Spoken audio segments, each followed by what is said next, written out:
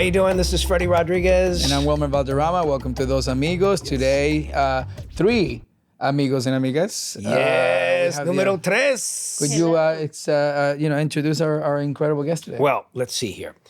We have esteemed comedian, former NFL cheerleader, former MADtv cast member, Anjelah Johnson in the house. Come on. I mean, we have such a big audience here. They told not to Thank cheer. you so much. Yeah, It's Anjelah Johnson Reyes now. I added my married name late in the game. We all appreciate that at Dos Amigos. Yeah. I took about 10 years of us being married before I was like, all right. Look, you had it for 10. It looks like you're sticking around, so You had it for added 10. Reyes, I guess.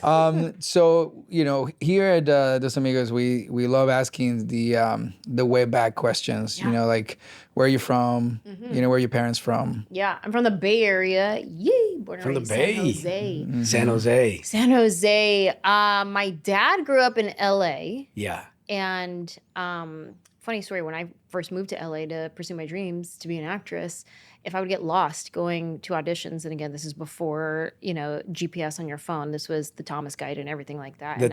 I would print out my map from the computer at home, my Yahoo Maps, and I would print it out. And if I ever got lost, I would call my dad and tell him what street I was on. And then he would navigate me to get to my audition. From memory. Yeah, from memory. Wow. Yeah, so he'd be up in San Jose, and then he would navigate me to my audition in LA. But my dad grew up here in LA, and then moved to the Bay. My mom's from the Bay, from San Jose. Yeah. Yeah. Ethnically, where are your parents from? I'm Mexican and Native American. Who's I'm Mexican? Fourth generation. Your mom is Mexican? Both, and my dad too. And your dad too? Yeah. And they both have native blood as well. Mainly my grandpa, my dad's side. But both my parents do have native blood, but I'm 4th generation. My grandma was born here, I think in Utah. Yeah. Wow, that's amazing. What tribe, if I may ask? Tigua. Tigua? Tigua. And I don't know too much about it. I wish I knew more. Yeah. I wish, and then I would ask my grandpa, anytime any of us asked our grandpa to give us like answers on things, it was always different answers. He's since passed, but we all got different answers. How we got the last name Johnson, we all got different answers. He told us something about a Swedish ship came here one day, hooked up with a Native American person, something, whatever. He told us so many different stories of our origin. And then I wish I knew more. Like our family reunion, when I was young, was on a reservation in Phoenix, in Arizona, somewhere when I was a little kid, but I don't know anything about it. Yeah. I wish I did. Wow. And both of your parents are from the same tribe? No, I don't know what my mom's bloodline is connected to. Yeah. I only know from my dad's side. Wow. And so you lived up in the Bay, and when did you decide to come down to Los Angeles? 2003, I moved here. I was a cheerleader for the Oakland Raiders. Before you came here? Yeah. Oh. Yeah. So I was 20. Yeah. And the only reason why I auditioned to be a cheerleader for the Oakland Raiders is because I wanted to be an actress. And I was using that as my sign. Like, if I should pursue the entertainment industry, And at first, the entertainment industry was just a fantasy, a very far-fetched fantasy. That's not for people like me. That's not for people where I grew up. That's for them. I don't know how to. I don't even know how to do it. And then I remember when the internet first came out and everybody had AOL dial-up. I remember logging on to AOL dial-up and trying to search, how do you get an agent? And being in San Jose. And I was like trying to search, how do you start being an actor? And I found like an acting school in San Francisco. Bay, right? Yeah. Like a modeling agent. They're like, okay, send your resume. And I'm like, what resume? Like, I don't have a resume. But it's a resume, yes. Yeah. And then so I remember I just made up a resume. Tell me what you put in the resume, because I put the most unnecessary stuff in it. A special skills section? A special skills section, yes, on the bottom.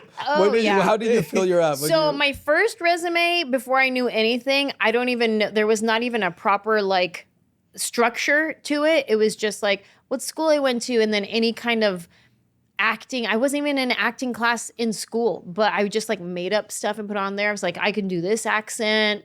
I can dance. I can. And you did absolutely no acting before you did that? No. Zero, nothing. None. That's so crazy. You were just like, I want to be an actress. like Let high me school make up play, a-" nothing like that. No. I love it. Wow. You just I didn't do any of it.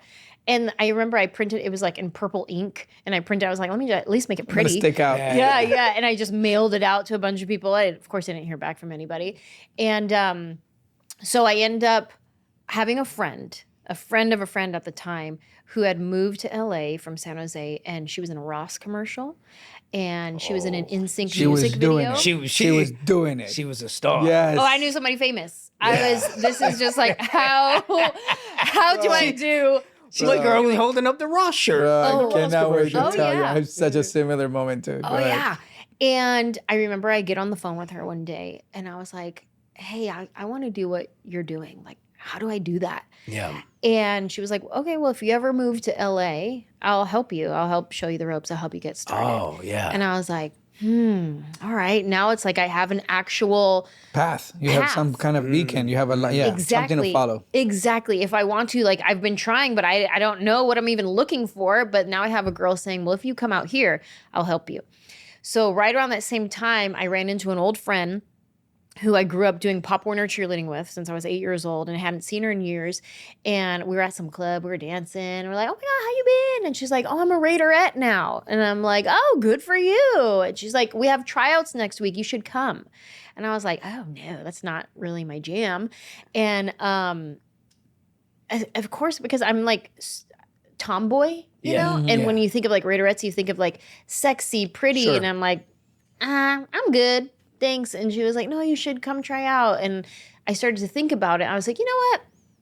I'm going to go try out. Interesting challenge. Like, yeah. Not even because I want to be a cheerleader for the Oakland Raiders, but I'm going to use it as my sign. If I make the squad, then I'll go to LA, and my friend says she would teach me how to get started, so then I'll do it. But if I don't make the squad, I'm going to use that as my sign that the entertainment industry is not for me, and I'll just figure something else out. So unfortunate if you hadn't made it. Let me tell you. Because you had nothing to do with that, you know? Well, what was so unrelated. What was the tryout like? What did it was in consist of? Oakland. There was 700 girls at this open call audition. The first call, everyone wanted to be a Raider girl, dude. Like that, there and was the girls Bay, in that's like costumes. There was like, it was What kind of costumes? like cat Paint costumes. face. Like just anybody came. Everybody came, whether you were mentally healthy or not. Everybody came to this audition. Right. They're handing out sandwiches. Everyone shows up. Yeah. Well, yeah. There was Free sandwich. over 700 girls there. And the first round of the audition is really just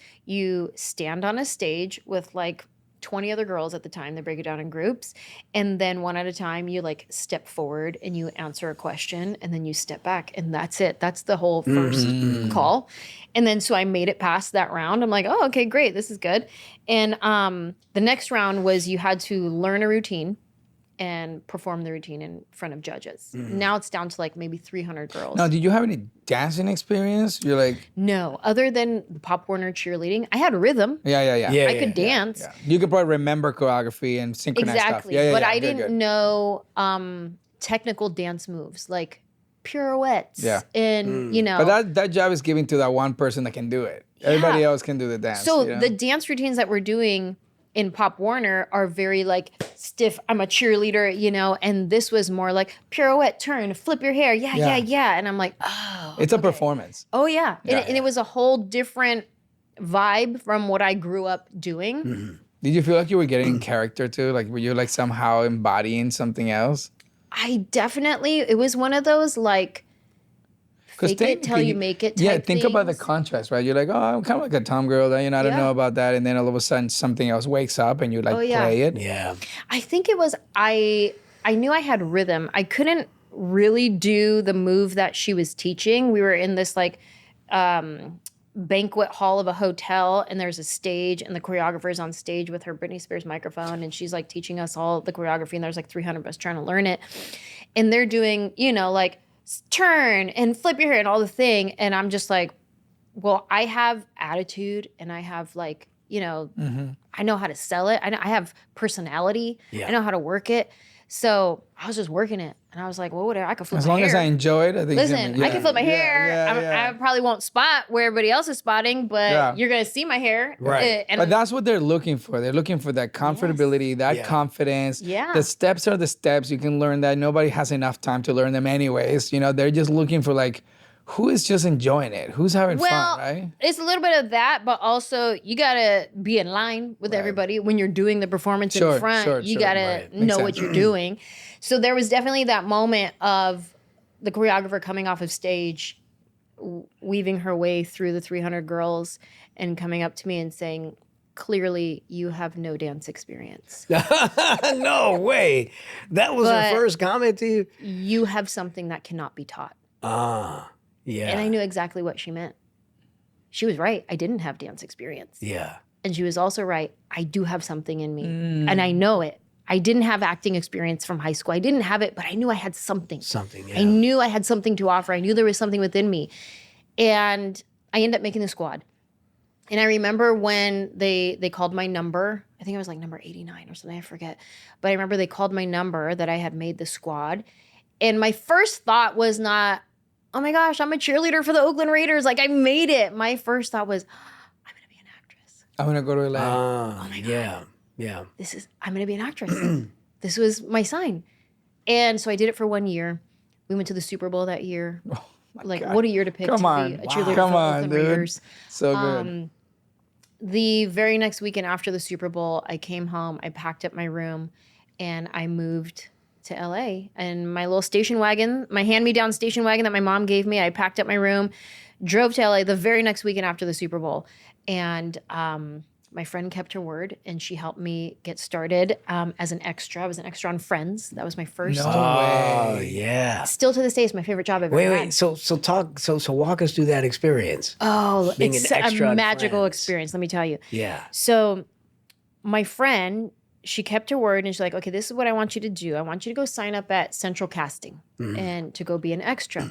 When you get there, there's going to be a line of people out the door waiting to sign up to be an extra. I don't want you to wait in line. I want you to go to Ralph's. I want you to get a tray of cookies, and I want you to bring your Raiderette headshot. Go to the front window, ask for this man. When he comes out, give him the cookies, give him your headshot. Just say, I'm new to town, and I want to be an extra.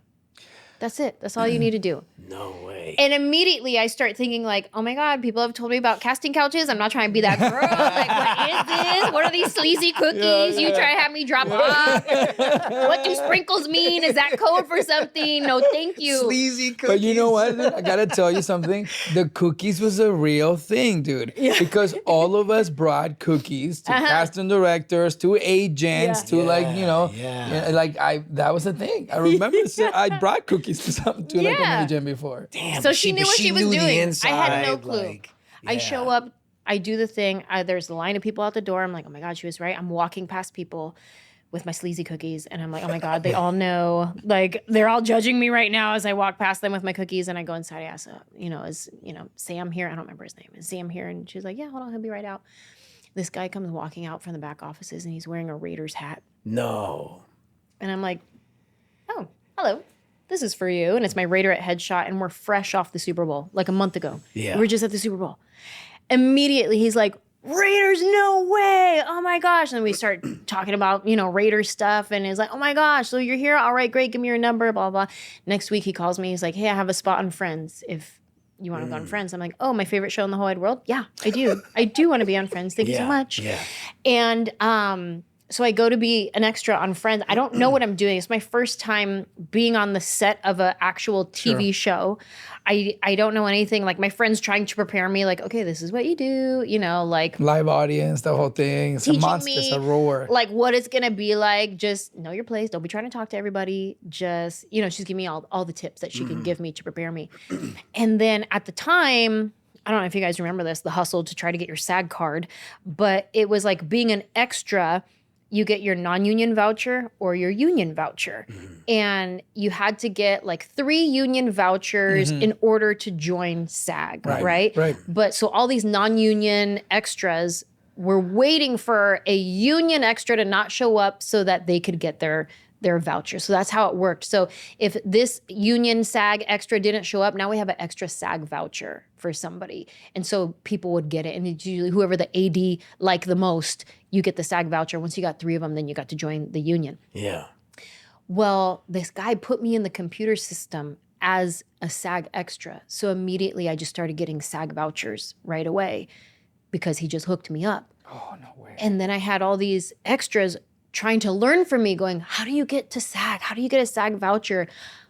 I don't know how you got this one. Yeah. And I'm like, this guy just hooked me up. And I'm like, cookies. Just like, yeah, Easy sprinkles. cookies, baby. Bring sprinkles. So I end up getting my SAG vouchers like immediately within my first 3 times of being an extra. I end up making friends with the AD because I was funny and I would make him laugh. And he was funny. And I would laugh at his jokes. And so we would just goof off with each other. And he'd be like, oh, I'm going to bring you back next week. The AD of Friends or the AD? The AD of Friends. Yeah. And then so he'd bring me back. And then the next week, I'm going to bring you back again. Next thing you know, I was an extra for season 9 and 10. So I'm in the background. You can see me. Yeah. You're like making a living, by the way. Oh, this is my living. This is SAG living. This is my groceries. Yes. Let me tell you. Yeah. Craft service, Yeah. that was my groceries. You better believe I came with A basket. my satchel. A bunch of Oreos. Every You had a Thursday bunch and of Oreos Friday. in there? Yeah. Also, at that time, Friends had, Yeah. they were Yeah. like the biggest show on the best the planet. craft service ever. So the craft service was like, probably corn dogs and lobsters. Oh, it was, it was- Friday. What night did they record it? Friday nights? Fridays, yeah. It was And magical. did you ever cut a reel of like all of your like walking? No, I should do that. You should. Of I've been Friends. tagged. Like people will be watching an episode. Oh, and they find you. They find me and they'll Yeah. tag me and on Instagram, and I'd be like, "Oh my god, it's me!" Yeah, totally. There was one moment though, cutting ahead a little bit, but there was one moment I had booked a movie, and it was filming in Alabama, and I'm in the gym at the hotel, and I'm running on the treadmill at the gym, and I'm watching Friends on the TV screen, and I see myself walk by in the background, and it was this magical moment Yes. of like, this is Yeah. where I started. Yes. And here I am, like Yeah. on location Yeah. to like film something where I get to say words. Yeah. Yeah. You know, Yeah. like Yeah. so magical. Such a cool experience. To reflect on that, right? To Yeah. say like, one day you said, I just need a sign. And God gives you the most miraculous Yeah. sign. Yeah. You know, made you in the squad so you can go do your destiny. Yeah. Like you made it to the Raiders and Yeah. the Super Bowl just so you can go claim Yeah. your destiny. And then you see yourself and reflect on that is really, really, really special. Going back to the set of Friends, Yeah. you were there for so long. Like, how was the cast? Was the cast Incredible. cool? Yeah, they're Incredible. really cool people. I definitely had moments where I got to speak to all of them and be very like friendly with them, and I think it's really because I knew my place. Like I wasn't trying Sure. to Be friends. With be them. friends or anything. You were there so often that at some point Yeah. you're gonna. And then they would say hi to me because they recognized me, and they would just have their moment of, hey, good to see you. Cool. And I'm like, oh my God, she's happy to see me. Yes, she seems generally happy to see me. And they even invited me to their Christmas party, their holiday party at the end of the year. I was like one of the only extras there. That's It's so fun. crazy. And did you ever have you bumped into any of them since you? That's No. so interesting. I haven't. That'd be an I- interesting. You should moment, should invite them to one of your shows, Totally. I should. and then that should be a part of your Why show. have I not done that? No, for reals, for reals. Why haven't she done that? They're very much aware. Let's make it happen. Yeah. If you're watching, Yeah. entire cast. This should be on your podcast too. Oh, I do have a funny story of one time I was a stalker.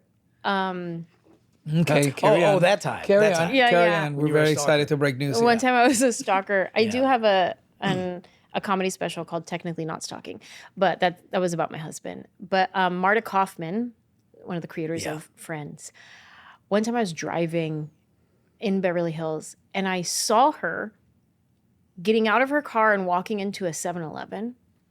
And I was like, oh my God, that's Marta Kaufman. I have to go say something to her. I could be like on her next show or something. This is like that young, desperate actor. I'm like, yeah, I mean, I have- delusion of bliss. oh, Yes. I'm like, Marta, it's a sign. Marta Kaufman is right there. I pull into 7-Eleven and I follow her in to the 7-Eleven, and I'm just like going up and down the aisle, just like fully stalking her. Then she gets to the register. I don't know what I'm going to say. And I'm like, excuse me, are you Marta Kaufman? She's like, yes. And I'm like, so nice to meet you. And then I walked out. You didn't tell her your name or anything? No, I was just a weirdo. I didn't buy anything. I didn't buy, I came in nobody after her, teaches us what and I to left. say. Like, nobody teaches us what to say in that situation. You know, like, what do you say? I was such a weirdo. So now you have to invite Marta Kaufman And your podcast, yes. Marta Kaufman. Podcast. Yes, If you're watching. From those moments of being an extra, what were your first auditions that eventually were like, oh, I'm going for a part? Oh, yeah. Like how long, and then which ones were those? I crashed every audition I could. Love it. My first bookings were commercials. I booked a Sprint commercial, and that was I crashed that audition. My friend got that call, and I just showed up. No and I way. ended up With booking your it. friend? That's a national. Yeah. Oh yeah, it was a national. You bought a commercial. car. Oh yeah. Yes, I did. Yeah. My first speaking role for an actual like show, a character that I auditioned for was The Shield. And cool. I lied on my resume. So my friend who showed me the ropes, she was like, okay, we got to get you a real resume. I had nothing to put on it. So she helped me put some things on it. And then I had another friend at the time, Noel Guglielmi. Noel G. Noel G. I worked with him. So he gave me all of his credits that he had ever done. And he was like, just put this on your resume. Just say you were like Yolanda or somebody. And I'm he's Hector and everything. right, exactly. So everything. everything he was on. Shout there's out to probably Noel, by other, the way. there's probably other Latinos there. He's a legend. So Yes. there's definitely some chola next to him. Yeah. You were the chola. Just put Yolanda. I was mousy. Yeah, I was mousy. Done. Mousy. So I started adding all these credits to my resume that I was not on. But are you really gonna go look for these 2 lines in this one episode? It was one of those kind of things, right? So now I have this resume of, it's not extensive. It's not 30 things. There's maybe like 6 things, like I'm still getting started. I had a couple things, right? Yeah. So I go The to perfect heist. Oh, the perfect heist. I go to the audition, and immediately the casting director, I forget what show it was. All these names leave my brain, but so she's reading my resume, and she says, oh, I'm just going to make up a show here because I don't remember which one it was. Yeah. Gotcha. So let's just say she's like, oh, you were on CSI Miami. And I'm like, yeah. And she's like, oh, that's funny. I cast that show. I don't remember you.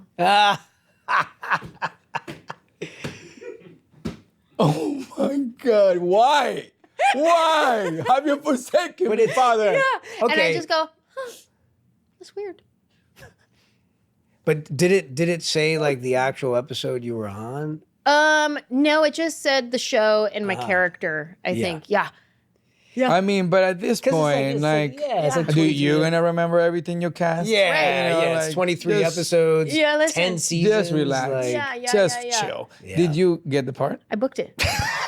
So good. It's one of those things where, I don't listen, remember Bro, you, but Dude, okay. on the beginning. I of don't this know what I got to podcast- do to get in here, but I got to show you. I can do this. It was me one of tell those you. things. I Let me have tell no you. training, but I can do it. Right, Bro, right. the beginning of this podcast, we all kind of shared, the delusional bliss and outgoingness of the hustle. Yeah.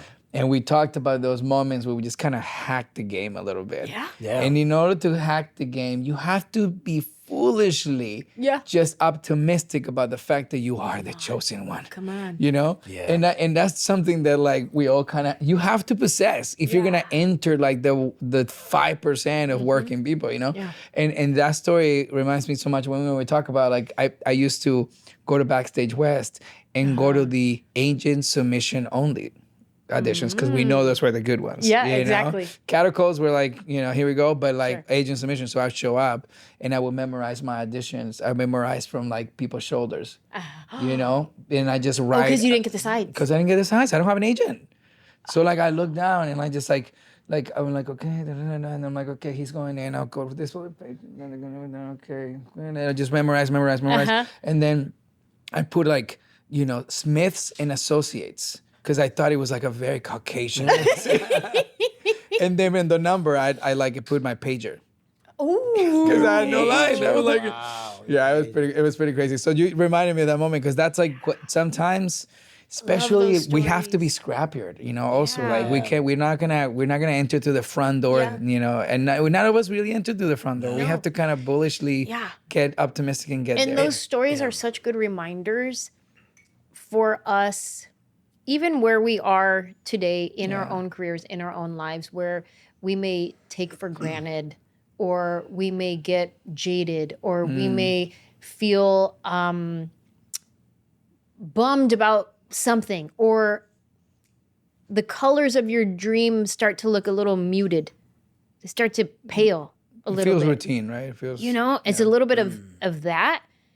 And then when you remind yourself of these stories, it almost like ignites something in you. And then the colors of your dreams start to get a little brighter. It lights the fire up again. Oh, yeah. Yeah. The colors get vibrant. Oh, yeah. Again. But you said something interesting earlier. You said, I had no experience. I didn't act when I was a kid, but I knew that I had something in me. I don't know what the thing was. Yeah. And the same with you, right? You knew you had something in you. So yeah, we could sit there and hack the system and crash auditions and all that, but all of that is... But once they say action, once they say we're rolling, you gotta show it's up. predicated upon you knowing that there's something there, which is beyond like, oh, I just want to be famous, or or like a dream. You know your inner self. You know you possess something. Yeah.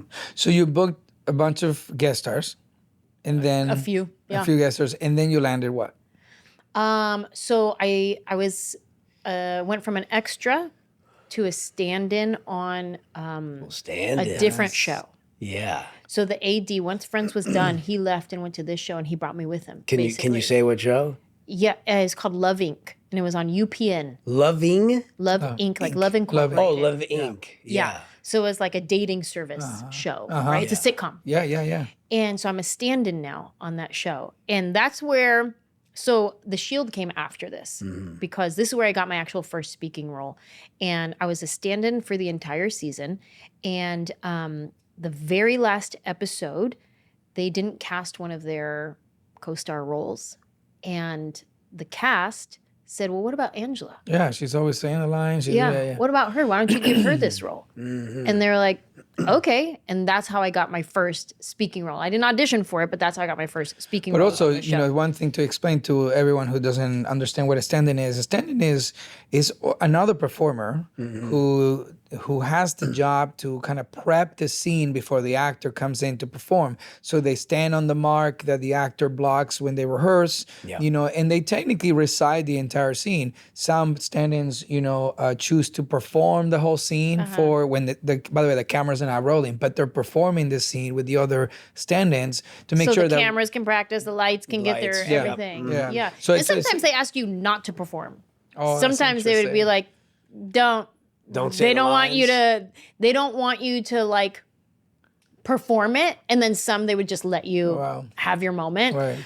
Listen, she was a professional. Okay. Why do you think they would say not to perform it? I don't know. Fear. They don't want you to be better. Just fear. Fear that I'd be better. Absolutely fear that I'd be better. And then Jennifer Aniston would be no more. Yeah. Sometimes they just want you to walk, hit your mark, say like the beginning of the sentence and then whatever. And like, that's it. But so that's how I got my first speaking role, was on that show. So I went to be a stand-in. While I'm a stand-in on this show, I'm going to this church, and every Tuesday night at this church was their creative arts ministry night. And so they would have a dance class, an acting class, production. If you want to get in production, there's production class because it's a church in Hollywood. So they know that most of their congregation is people trying to be in the entertainment industry. So they had all these free classes that they offered. I was in their acting class. And we would play improv games, and I would be funny in the improv games.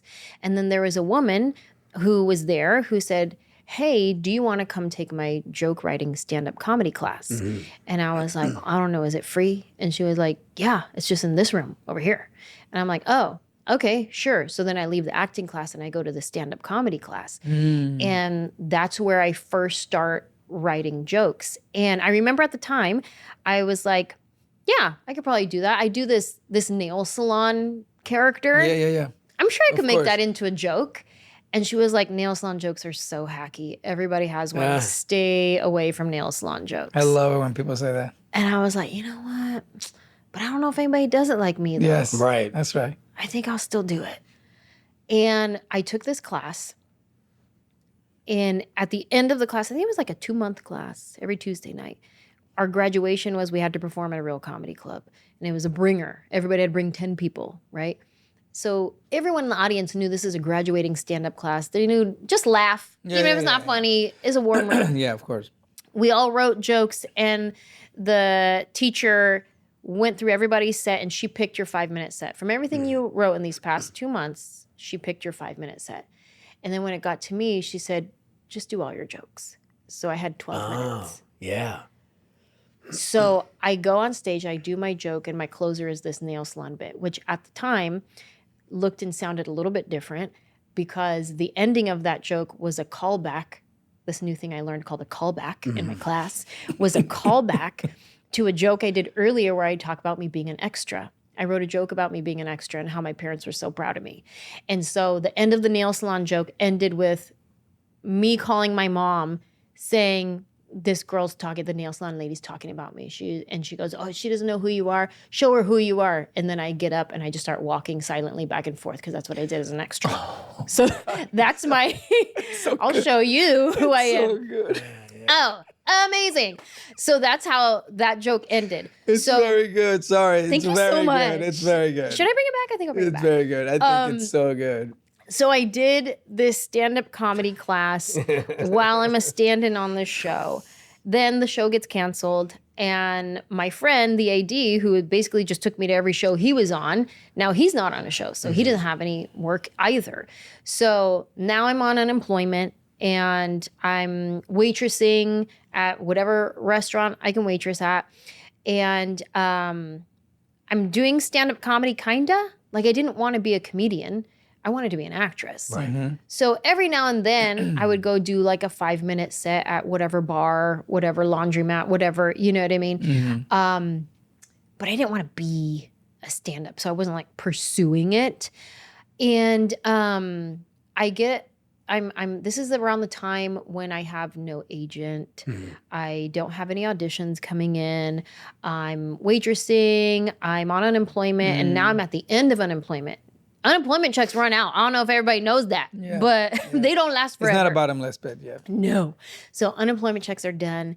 And I'm kind of in this place where I'm like, oh, I think, excuse me, sorry. Her time is up. She has to go. Thank you. This was so fun. Thank you so much. Yes, tune in for part 2. Actually, very good place to split this one in two. We're gonna embrace this one as our part 1 of our conversation with Anjelah Johnson Reyes. Please stay tuned for part 2 of Those Amigos.